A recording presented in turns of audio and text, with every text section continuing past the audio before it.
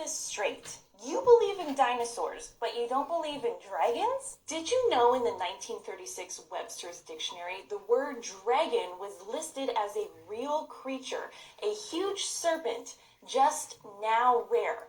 Not imaginary, not make-believe, rare. Now take a look at this picture, burn it into your mind, because I'm about to read something from an old book in my collection. This is an account of Marco Polo's travels, where he wrote about huge serpents. In this province are found snakes and great serpents of such vast size as to strike fear into those who see them. They have 2 forelegs near the head. The head is very big and the eyes are bigger than a great loaf of bread. The mouth is large enough to swallow a man whole. Those who take them proceed to extract the gall from the inside. If a woman is hard in labor, they give her such a dose and she is delivered at once. Again, if one has any disease and applies a small quantity of this gall, he shall speedily be cured. So a natural cure-all from a creature that we were told never existed. If it did exist, that would be a big problem for Big Pharma. Now, let's talk about dinosaurs. The word dinosaur wasn't invented until 1842, and nearly all ancient civilizations depicted dragons in art, writing, or another form. And the dinosaur bones you think you were seeing in the museums, most of these are plaster, resin, not the real thing. And the Chinese zodiac calendar just happens to have 11 real animals and 1 mythological creature. Dinosaurs are as real as the images of Earth NASA puts out. Just something to think about. Dragons are something that all of us are fascinated with.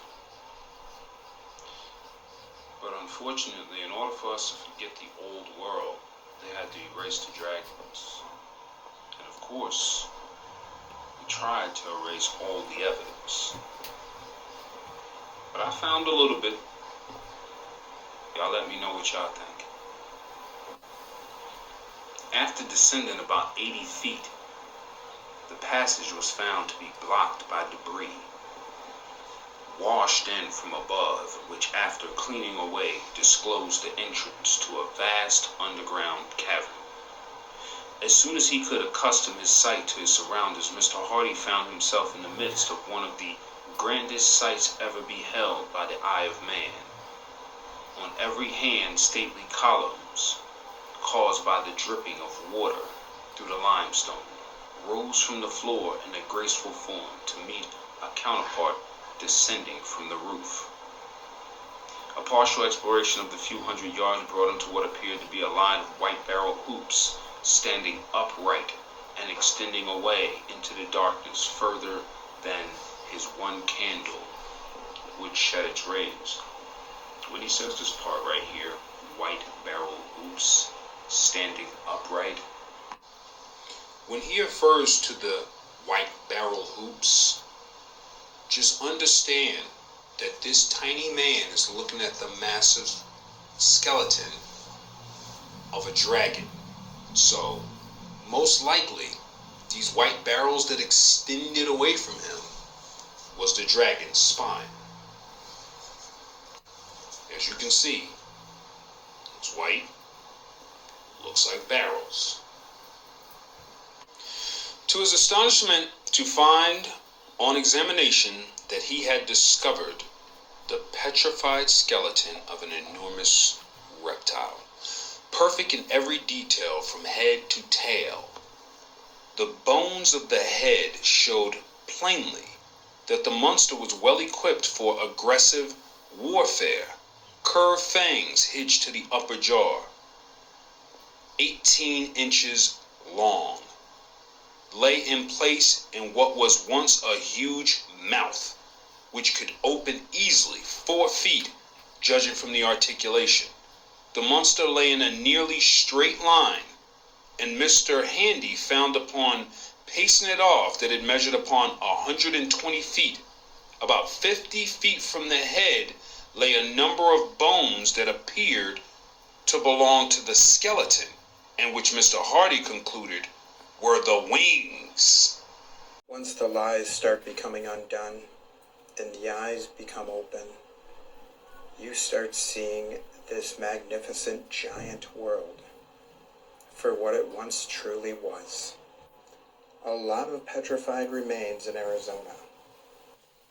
just like the petrified natural forest there. It's not just faces you see petrified in stone. With the right conditions, the remains can petrify, and most will never have the opened eyes to see what they're holding in their hand, to make the connection to what it really is. Living on the remains of a petrified, much larger past, and using it as our furniture. But off of the red meat side, let's take a look at one of my favorite caves, the famous Naka Cave in Thailand, often described as the Snake Cave, and for obvious reasons. Interestingly, there are many myths surrounding its history and how the cave came to be. The Naga are serpent-like mythical creatures significant in several Southeast Asian cultures. And we all know, myth that we've heard is far more true than the history we've been told. See, if there was only one or two of these examples, one or two giant, massive tree stumps, I might just dismiss it as coincidence. From the Vatican's archive reveals undeniable proof that dragons once roamed the earth. Watch this.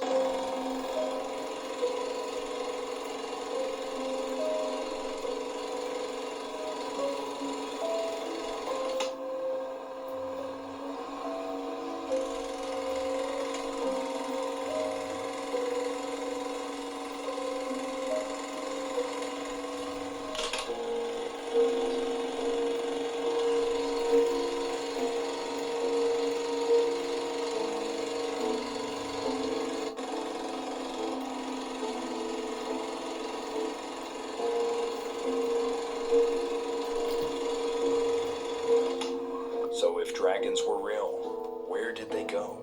And more importantly, why is the Vatican hiding the truth?